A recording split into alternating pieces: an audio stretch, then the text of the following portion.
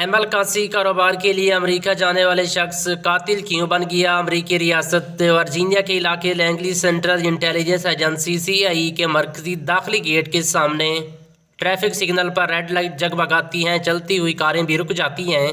ان گاڑیوں میں سوار بیشتر اکیلے ہیں، سوائے ایک جوڑے کے جن کے حال ہی میں شادی ہوئی تھی۔ اسی دوران ایک مسلح شخص کاروں کے پیچھے سے برآمد ہوتا ہے اور فائرنگ کر دیتا ہے اور چند ہی لمحوں میں CIA کے 2 اہلکار ہلاک اور 3 زخمی ہو جاتے ہیں۔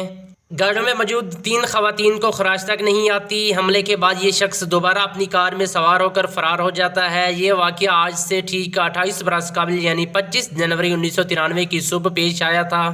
امریکہ پر 9/11 کے حملے سے 8 سال قبل یعنی سن 1993 میں امریکہ کی انتظامیہ پر یہ اس وقت کا سب سے بڑا حملہ تھا۔ مقامی پولیس، FBI اور CIA تحقیقات میں شامل ہو جاتے ہیں اور ابتدائی تحقیقات کی بنیاد یہ تھی کہ یہ حملہ کسی کا ذاتی فعال تھا یا دہشت گردی کی منظم کارروائی۔ تحقیقاتی اداروں کو جائے وقوع سے 10 گولیوں کے خول بغیر چلی گولی ملتی ہے، جس سے یہ نتیجہ اخذ کیا گیا کہ حملہ آور کی بندوق جام ہو چکی تھی، اس لیے گولی چل نہ سکی۔ حملے میں محفوظ رہنے والی خواتین کی مدد سے حملہ آور کا خاکہ تیار کیا گیا اور اخبارات میں اس کی تشہیر کی گئی۔ عام شہریوں سے معلومات کے حصول کے لیے ایک فون لائن وقف کر دی گئی۔ جے وقوع سے ملنے والی گولیوں کے خول سے یہ معلوم ہوا کہ اس حملے میں AK-47 یعنی کلاشنکوف استعمال کی گئی تھی۔ اس کے ساتھ فنگر پرنٹ کا پتہ لگایا گیا، لیکن ملزم کا کوئی ریکارڈ سرکاری سطح پر دستیاب نہیں تھا۔ FBI کی جانب سے ایجنٹ بریڈلی گیرٹ تحقیقات کے لیے تعینات کیے گئے۔ گزشتہ سال ایپل پوڈ کاسٹ کو دیے گئے ایک انٹرویو میں ایجنٹ بریڈلی گیرٹ نے اس حملے کی تحقیقات کی کچھ تفصیل بیان کی ہیں۔ گیرٹ کے مطابق ورجینیا اور آس پاس کی ریاستوں میں 1 سال کے اندر کتنی کلاشنکوف فروخت ہوئی، ابتدائی طور پر اس کا ریکارڈ طلب کیا گیا۔ FBI کو معلوم ہوا کہ اس عرصے میں 1000 کے قریب کلاشنکوف فروخت ہوئی تھی، جن میں سے ایک کلاشنکوف حملے سے 3 روز قبل خریدی گئی تھی۔ خریدار کا نام ایمل قاسی تھا۔ FBI کے اہلکار درج پتے پر پہنچے اور ایمل قاسی کے روم میٹ سے ملاقات کی جو پاکستانی تھا۔ اس شخص نے انہیں بتایا کہ ایمل قاسی کسی دوسرے شخص کی وصیت سے ان کا روم میٹ بنا تھا۔ ایجنٹ گیرٹ کے مطابق کمرے کی تلاشی کے دوران چمڑے کے ایک بریف کیس سے پستول اور کلاشنکوف کی گولیوں سے بھرا ایک میگزین برآمد ہوا۔ مزید تلاشی کے دوران صوفے کے نیچے سے ایک پلاسٹک بیگ میں لپٹی ہوئی کلاشنکوف بھی مل گئی۔ ایمل قاسی کا پورا نام ایمل خان قاسی تھا۔ ایک انٹرویو میں انہوں نے بتایا تھا کہ سکول اور شناختی کارڈ کے ریکارڈ میں ان کا نام میر ایمل خان قاسی درج تھا، لیکن اپنے نام کے برعکس وہ بلوچ نہیں بلکہ پٹھان تھے۔ ایمل قاسی نے ابتدائی تعلیم گرامر اسکول کوئٹہ سے حاصل کی تھی، جبکہ گورنمنٹ ڈگری کالج سے گریجویشن کے بعد بلوچستان یونیورسٹی سے انگلش لٹریچر میں ماسٹر کی ڈگری حاصل کی۔ ایمل قاسی 1991 میں امریکہ آئے تھے۔ یہاں ان کا ایک دوست امریکہ کا مستقل رہائشی تھا جو ورجینیا میں رہتا تھا۔ ان کے یہاں آنے کا مقصد ملک دیکھنا تھا اور وہ اپنے ساتھ کچھ پیسے بھی لائے تھے اور سوچا تھا کہ کچھ بزنس کر لیں۔ CIA ہیڈ کوارٹر پر حملے کے اگلے روز ایمل قاسی پاکستان کے لیے روانہ ہو گئے۔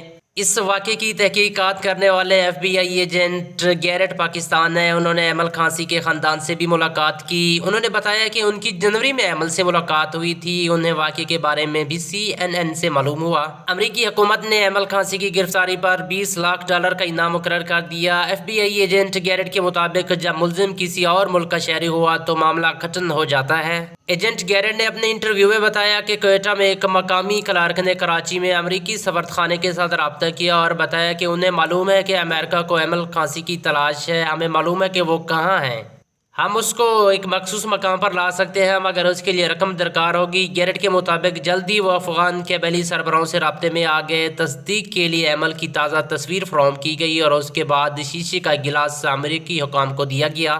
ان کا خیال تھا کہ اس پر ایمل کے فنگر پرنٹ ہیں۔ اس گلاس کو امریکہ بھیج دیا گیا جہاں فورینسک ٹیسٹ میں تصدیق ہوئی کہ انگلیوں کے یہ نشانات ایمل کے ہیں۔ CIA اسٹیشن چیف، رینجل سیکورٹی افسر، اسٹیٹ ڈپارٹمنٹ اور FBI نے پاکستانی حکام کے ساتھ بات چیت کرنا شروع کر دی۔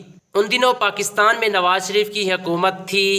مخبروں سے مل کر یہ طے کیا گیا کہ وہ ایمل کو ایک مخصوص جگہ پر لائیں گے۔ یہ جگہ ڈیرہ غازی خان کا ایک ہوٹل تھا۔ ایمل قاسی نے ایک انٹرویو میں بتایا تھا کہ ان کے کچھ ساتھیوں نے انہیں کہا تھا کہ ڈیرہ غازی خان چلتے ہیں، وہاں پر ان کی بزنس کی ڈیل ہے، وہ کوئی سامان وغیرہ خریدنا چاہتے ہیں، جبکہ رقم کی ادائیگی افغانستان میں ہوگی۔ مجھے کہا کہ آپ پڑھے لکھے ہو، اردو بھی جانتے ہو، مجھے ان پر بھروسہ تھا، سو میں ان کے ساتھ چل پڑا۔ وہاں جا کر آدھی رات کو چھاپا پڑا اور مجھے گرفتار کر لیا گیا۔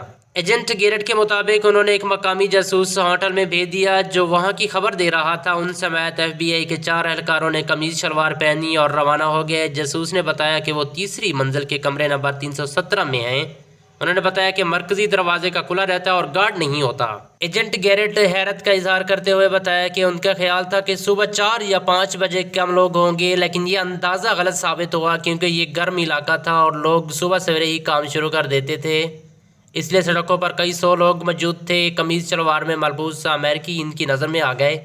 وہ ہوٹل کے داخلی دروازے پر پہنچے تو وہ اندر سے بند تھا۔ انہوں نے دروازے پر دستک دی تھی، ایک گارڈ آیا، انہوں نے اس پر قابو پا لیا اور اوپر کی منزل کی طرف روانہ ہوئے۔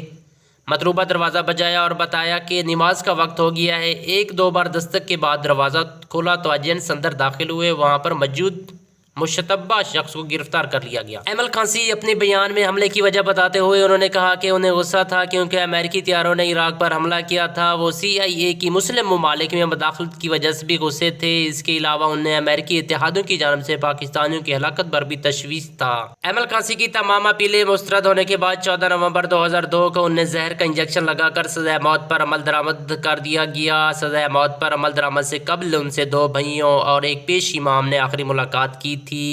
ایمل خانسی کا کوئٹہ میں جنازہ ادا کر دیا گیا۔ لوگوں نے کافی تعداد میں شرکت کی اور مولانا فضل الرحمان کے گھر جا کر تعزیت کی۔